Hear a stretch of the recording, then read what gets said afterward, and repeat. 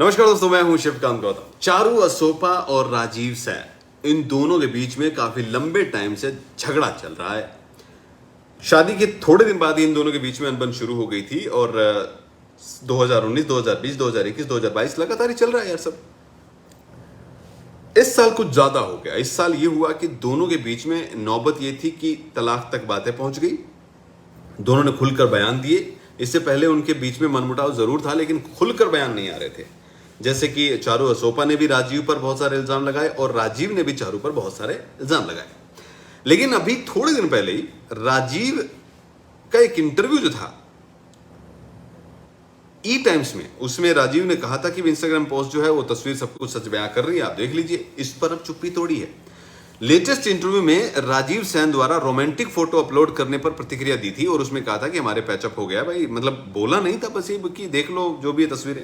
राजीव ने इंस्टाग्राम पर चारू के साथ एक रोमांटिक फोटो अपलोड की थी, जिसके बाद दोनों के पैचअप की बातें जो है, अटकलें जो है, कहानी जो है, अफवाहें जो है उड़ने लगी थी। इस पर अब चारू ने अपना रिएक्शन दिया। भड़क गई है भाई साहब, बहुत भड़की हुई है। चारू ने बताया कि हम दोनों एक दूसरे को सोशल मीडिया पर ब्लॉक कर चुके हैं। मुझे नहीं पता वो क्या है और क्यों अपलोड कर रहा है। चारू ने ई टाइम्स को दिए एक इंटरव्यू में राजीव के इंस्टाग्राम पोस्ट के बारे में बात की। उन्होंने क्या कहा? उन्होंने कहा, राजीव सैन ने जो साथ वाली फोटो अभी अपलोड की है वो पुरानी है और मैं नहीं जानती कि वो पुरानी रोमांटिक फोटो क्यों अपलोड कर रहे हैं। मुझे पोस्ट के बारे में कोई जानकारी नहीं थी क्योंकि राजीव और मैं एक दूसरे को इंस्टाग्राम पर ब्लॉक कर चुके हैं। मुझे दूसरे लोगों ने पोस्ट के स्क्रीनशॉट भेजे, तब मुझे इस बात का पता चला।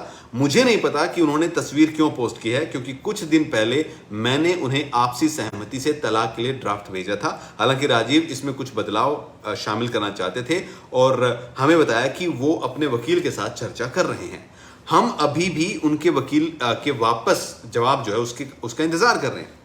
इंटरव्यू में चारू ने राजीव के साथ रिश्ते सुधारने या सुलह की संभावना की बात को सिरे से खारिज कर दिया है, कड़ी निंदा करते हुए।